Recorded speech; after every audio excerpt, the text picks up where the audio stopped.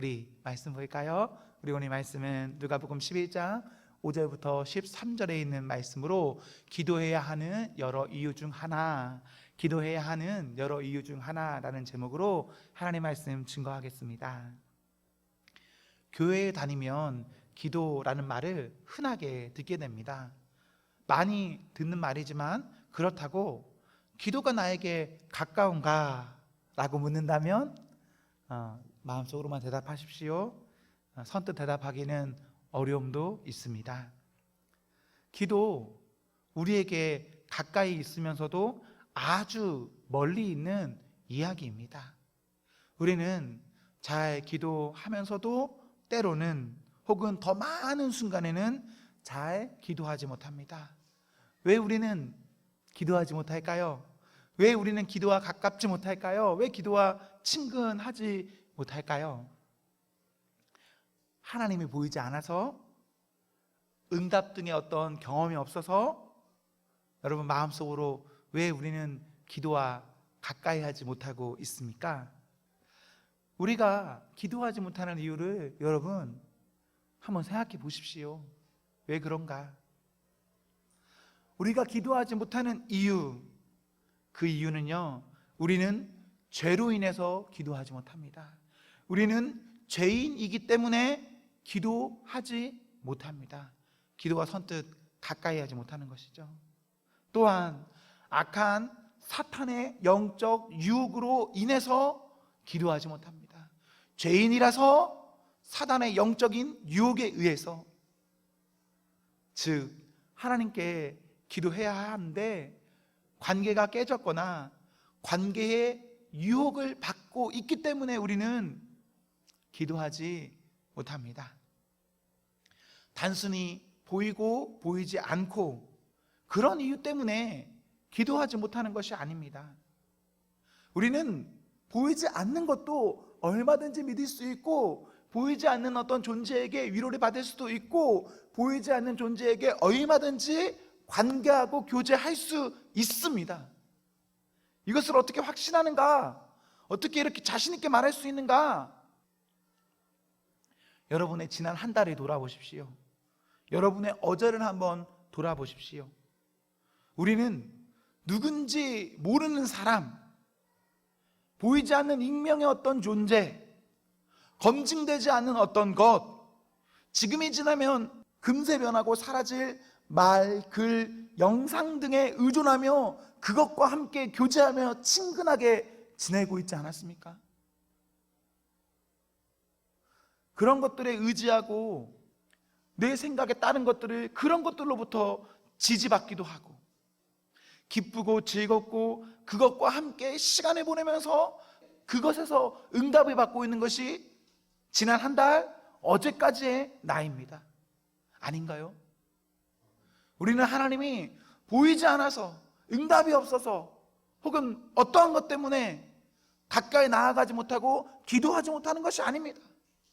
더 큰 영적인 그런 심각한 싸움이 우리들에게는 존재하고 있기 때문에 우리는 기도하지 못합니다. 안타까운 일이죠. 죄로 인해서 관계가 깨어져 버렸다. 좋아진 관계를 만들기 위해서 노력을 하는데 여전히 사탄 마귀는 우리를 영적으로 유혹하고 있다. 얼마든지 하나님 이외에 다른 많은 보이지 않는 것들로 우리에게 쏟아 부어주고 있다. 우리 그래서 잘 기도하지 못합니다. 사랑하는 성도 여러분, 여러분 기도하고 있습니까? 여러분 어떠세요? 우리가 한다는 기도 혹시 식사 시간에 하나님 감사합니다, 이 정도 기도 혹시 아닌가요? 그리고 이렇게 교회에 와서 어떤 사람이 있고 누가 기도하자 이렇게 해야 그때만 잠깐 기도하는 그런 것은 아닙니까? 사랑하는 성도 여러분, 우리는 여러 가지 이유로 기도해야 합니다.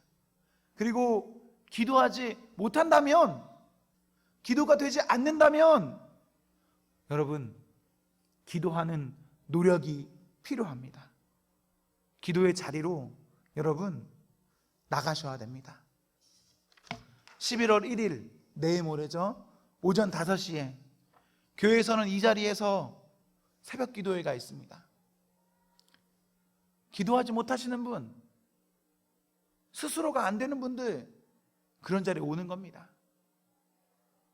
11월 1일부터 21일까지 매일 저녁 8시에 교회에서는 이 자리에서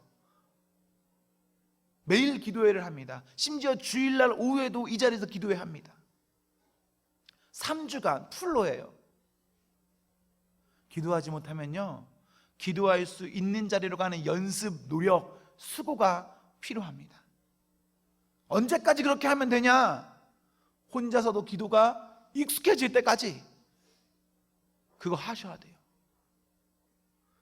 저라고 해서 제가 기도가 잘 되겠습니까? 저라고 해서 여러분과 뭔가 다르겠습니까? 저는 기본적으로 노력합니다. 매우 노력합니다. 기도하려고 노력합니다. 예배드리려고 노력합니다. 믿으려고 노력합니다. 무엇인가 하나님 앞에서 영적인 싸움으로 인해서 내가 하나님 앞에 가까이 나가지 못할 때가 있는데, 그때 노력합니다. 그리하도록, 내가 꿈꾸는 어떠한 이상과 가까이 가도록 저는 노력합니다. 저는 여러분에게 10월에 마치며 그리고 11월을 앞두고 권면합니다. 여러분에게 나아갈 기도의 자리가 있다면, 예배 자리가 있다면 여러분 힘들어도 가십시오. 그렇게 희생하는 겁니다. 예배 시간에 헌금 들여서 물질만 드리는 것 아니에요. 보여지는 어떤 것만 드리는 것이 아닙니다.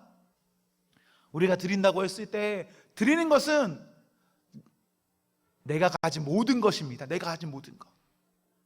그래서 우리가 시간도 드릴 수 있어야 되고, 우리의 힘도 드릴 수 있어야 되고, 우리의 보이지 않는 어떠한 무형의 것들까지도 하나님 앞에 드릴 수 있어야 합니다.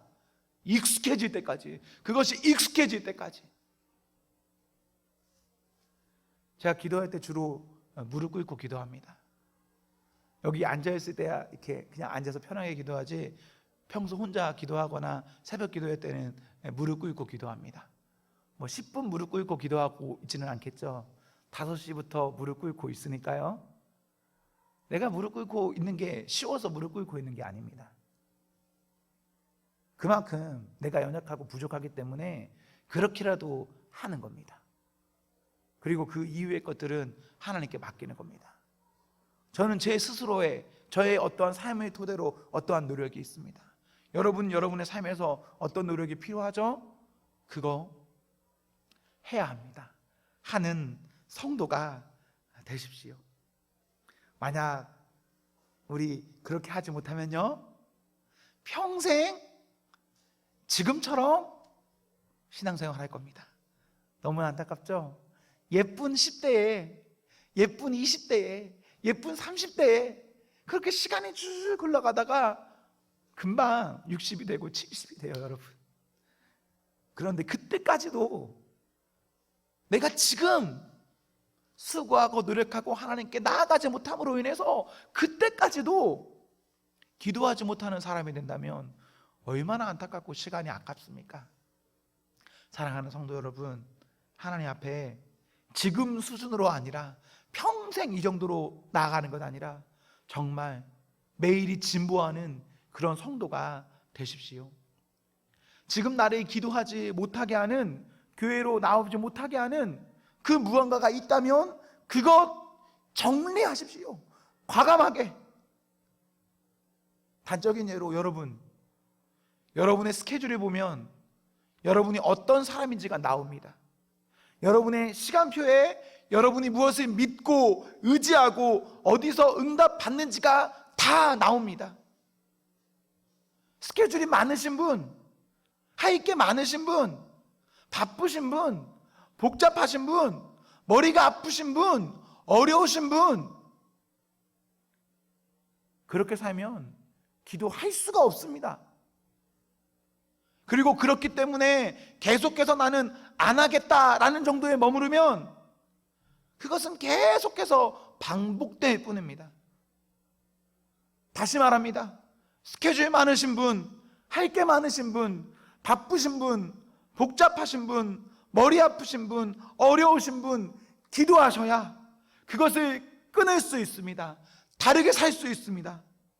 정리할 수 있는 시간, 기회가 있을 때 그것을 과감하게 정리하셔야 합니다. 우리에게 내일은 모르는 겁니다. 지금 정리하는 게 가장 좋은 겁니다. 교회에서는 지금도 그렇지만 늘 기도 말합니다. 기도는 무엇입니까? 기도는 간단하게 말하면 하나님께 사람인 내가 무엇인가를 말하는 혹은 요청하는 것입니다. 기도해야 하는 여러 가지 이유가 있습니다. 오늘은 그 가운데 오늘 본문을 토대로 한 가지를 보도록 하겠습니다. 먼저 결과적으로 보시면 우리가 기도해야 하는 이유는 반드시 응답이 있기 때문입니다. 기도에는 응답이 있습니다. 기도해야 하는 여러 이유 중에 하나, 왜 기도해야 하냐? 기도는 응답이 있다. 오늘 본문은 누가복음 11장 5절부터 시작합니다. 그런데 앞선 4절까지를 보시면 제자들이 예수께 기도를 가르쳐 달라 말합니다. 예수님께서는 기도를 가르치시죠. 기도를 다 가르치신 후에 우리 예수님께서는 이어서 오늘 본문에 말씀하세요. 기도를 가르치시고 오늘 본문으로 넘어갑니다. 기도를요, 배울 수 있습니다. 기도해야 하는 어떤 이유를 알 수도 있습니다. 그러나 우리는 그거 아는 것으로만 그칠 수 있는데요, 어떤 정보로만 그쳐서는 안 되고 그 다음 실천하는, 내가 그 기도하는 자리로 나아가는 사람이 돼야 합니다. 정보로서 우리가 기도를 가지고 있다면 우리는 기도하기 어렵습니다. 어쩌다 한 번은 해도 정보인 기도는 기도 못해요. 꾸준히 기도하기를 원하십니까? 기도의 응답을 원하십니까? 그러면 그러는 사람은 하나님 앞에 지식 정도로 아니라 말씀을 토대로 믿음으로 기도해야 합니다. 그런 사람은 기도할 수 있고 기도가 꾸준합니다. 우리 예수님께서는 기도를 가르치신 뒤에 5절에 어떤 친구 이야기를 하십니다. 어떤 한 사람이 밤중에 친구 집에 가서 식사거리를 빌려달라고 말합니다. 어느 정도 늦은 시간인지는 모르지만 7절에 보시면 자려고 누웠거나 이미 잠든 시간이었습니다. 결국 빌려줍니까? 아닙니까? 8절 후반절에 보시면 빌려줍니다. 그런데 왜 빌려주죠? 친구라서 빌려줍니까? 지금 친구네 집에 가서 빌리는 거거든요. 본문에 보세요. 아니요, 친구라서 빌려주는 것이 아니에요. 8절 중반절에 보시면 그 간청함을 인하여 주는 것입니다. 즉 친구라는 이유로는요 안 될 수도 있어요. 그렇지만 간청하면, 간절하면 준다라고 이야기하고 있습니다. 어쩌면 여러분 조금 의아할 수 있어요. 친구인데 안 빌려준다고? 친구 때문이 아니라 간절히 원했기 때문에 빌려준다고? 혹시 이런 생각할 수 있습니다. 예, 친구여도요 여러분 안 빌려줄 수 있어요. 정말 친해도요 여러분 안 그럴 수 있습니다. 물론 친하면 관계에 따라서 빌려줄 수 있는 것이기도 하지만, 확률이 높아지기도 하지만, 친구라고 해서 무조건적으로 빌려주는 것은 아닙니다. 특히 여러분이 지금 저랑 친한 사람들입니다. 제가 가서 여러분에게 빌려달라고 했을 때 여러분의 상황이 어렵다면, 빌려줄 수 없다면 여러분 빌려주지 못하겠죠. 제가 여러분과 친해도 선뜻 여러분의 어려움 때문에 저에게 무엇인가 도울 수 없을 때가 있겠죠. 오늘 본문은 그런 내용입니다. 선뜻 도와주기 어려울 때. 오늘 본문의 사람은 빌려줄 수 없는 혹은 어려움 중에 있습니다. 오늘날 우리가 생각하는 단순히 집에 가서 문을 두드리고 열면 주는 그런 사회가 아닙니다. 당시 시대의 문화는 먼저 누군가 밤에 가서 이렇게 문을 두드리면 어떻게 해야 하냐? 불을 켜야 합니다. 우리에게 불은 간단한 문제죠. 스위치 온 이렇게 되죠. 이런 것이 없을 때 불을 켜려면 어떻게 해야 합니까? 어떻게 해야죠? 성냥 발견된 지 얼마나 된 건가요? 성냥도 없는 시대에는 불을 어떻게 켜야 해요? 모두가 잠자리에 들기 위해서 불을 다 끄고 누워있을 때 누군가 나에게 찾아와서 문을 두드린다면, 여러분 시골 가보면 알아. 이런 조명이 하나도 없는 어떤 곳에 가보면 알아요. 칠흑 같은 어둠, 그거 어떤 겁니까? 진짜 눈앞에 아무것도 안 보입니다. 한밤중에 아무것도 없을 때에 누군가 나에게 다가와서 두드린다, 친한 친구가 와서 두드린다 했을 때 쉽지 않은 게요, 일단은 불을 켜기가 어렵습니다.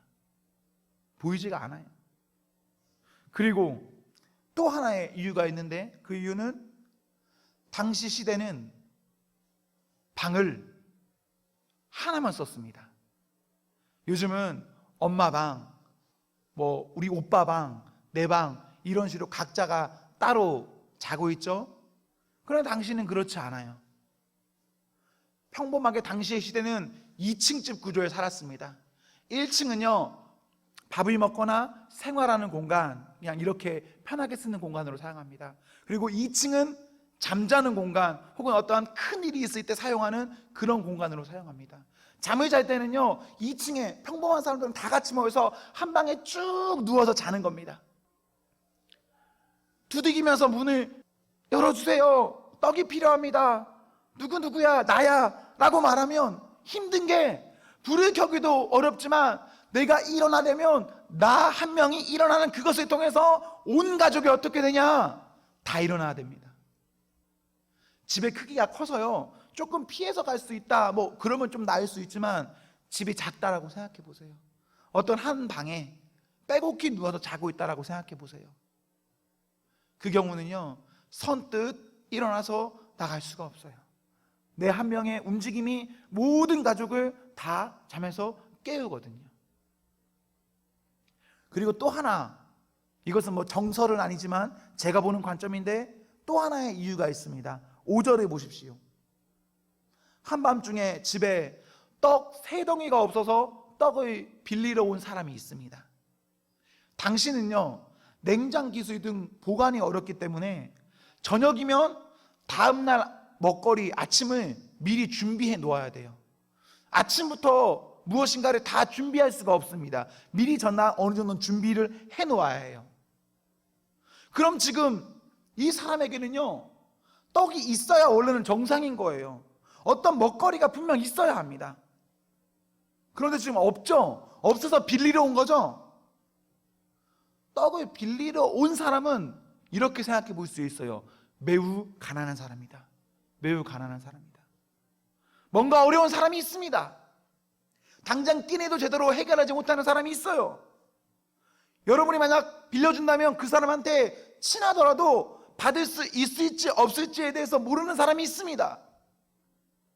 여러분 빌려줄 겁니까? 혹은 여러분의 가정도 어려운 가정일 수도 있어요. 주로 비슷비슷하게 어울리니까요. 여러분도 힘든데 여러분 친구가 어렵다는 이유로 와서 빌려달라고 하면 여러분 어떻게 할 겁니까? 본문의 이 사람은 충분히 빌리러 온 이 친구에게 빌려주지 않을 적어도 3가지 이유는 충분히 있습니다. 그런데 빌려줘요. 빌려줘. 왜 빌려주느냐? 간절히 애원하니까. 간절히 애원하니까 그 간절함 때문에라도 이 친구는 빌려줍니다. 9절에 보십시오. 우리 하나님께서는 구하라 하십니다. 구하라 주신다, 찾으라 찾는다, 두드리라 열린다 하십니다. 10절에 어떤 것을 원하면 그 원하는 것을 사람에게 주신다라고 하세요. 왜 우리 하나님 구하면 그 구하는 것을, 원하는 것을 그 사람에게 주십니까? 13절 중반절에 우리 하나님 누구냐면 아버지니까 그 구하는 자녀에게 주신다라고 말씀하십니다. 11절에서 12절에 보십시오. 사람도 너희의 아비도 너희의 부모도 자기 자녀에는 준다라고 이야기하고 있습니다. 자녀의 청함 들어준다라고 말해요. 어떤 부모가 자녀가 생선을 원하는데 뱀을 주고, 어떤 부모가 자녀가 알을 달라고 하는데 정갈을 주냐, 이렇게 말을 하고 있습니다. 그런 부모 없다라고 이야기하고 있어요. 13절에 심지어 나쁜 부모, 악한 부모라고 하여도 적어도 자기 자식에게는 좋은 거 준다, 나쁜 놈도 자기 자녀에게는 좋은 거 준다라고 이야기해요. 그러면 우리 하나님은 어때요? 물론 지금 시대에는요, 가정이 깨지고 부모의 어떠한 문제가 많이 있는 것도 사실입니다. 그런 어떤 안타까운 상황을 제가 지금 말하는 것은 아닙니다. 어떤 이상적인 부모가 있다라고 생각해 보세요. 좋은 부모가 있다라고 생각해 보세요. 그 부모가 여러분이 원한다면 원하는 것 주지 않겠습니까? 아저씨가 아니라 우리 아빠예요. 아빠면 주겠죠. 남이면 안 줄 겁니다. 아저씨면 아줌마면 안 줘요. 그런데 아빠면요, 아빠면 주십니다. 그런데 하나님께서는 내가 하늘 아버지다라고 말씀하고 있고, 그러면서 구하라 라고 말씀하세요. 우리가 기도해야 할 여러 이유 중 하나, 여러분, 기도하는 그 사람은 아버지께서 구하는 것을 주신다 하셨습니다. 이것은 제가 준다 한 거 아닙니다. 하나님께서 기도하면 주신다 하셨어요. 그러면 그 사람은요, 그 말씀 때문에, 그 하신 말씀 때문에 기도에 응답 받습니다. 누가복음 18장 1절도 한번 보시겠습니까? 그 이하에 있는 구절에 보세요. 누가복음 18장 1절 이하에 보시면요, 과부와 어떤 재판관의 이야기가 기록되어 있습니다. 여기서 나오는 재판관은요, 나쁜 놈입니다. 악한 놈입니다. 하나님도 두려워하지 않고 사람도 당연히 두려워하지 않는 나쁜 놈이에요. 재판관은 나쁜 놈이야. 그런데 그 나쁜 놈에게요, 어떤 억울함, 안타까움이 있는 과부, 싱글인 여자가 있는 겁니다. 처음에는 이 재판관이 귀찮으니까 무시하는 겁니다. 들어주지 않아요. 조사해주지 않습니다. 그런데 결국 이 여자 구원받을까요? 구원받지 못할까요? 구원받아요. 도움을 받아요. 왜? 이 여자가요, 끊임없이 계속 자주 찾아가서 본인의 안타까움을 간구합니다. 그러니까 재판관이 자기 스스로의 마음으로는 안 해줄 사람이야, 안 해줄 사람인데 해줘. 왜 해줬냐? 여러분 읽어보세요. 귀찮으니까 계속 그런 일이 있을까봐 그냥 해주자라고 하는 거예요. 누가복음 18장 1절에 보시면요, 예수께서 그들에게 항상 기도하고 낙심하지 말아야 할 것을 이라고 하면서 이 과부와 재판관 이야기가 시작됩니다. 그리고 18장 7절에 쭉 이런 과부와 재판관 이야기가 나오면서 하물며 하나님께서 그 밤낮 부르짖는 택하신 자들의 원한에 풀어주지 아니하시겠느냐라고 하세요.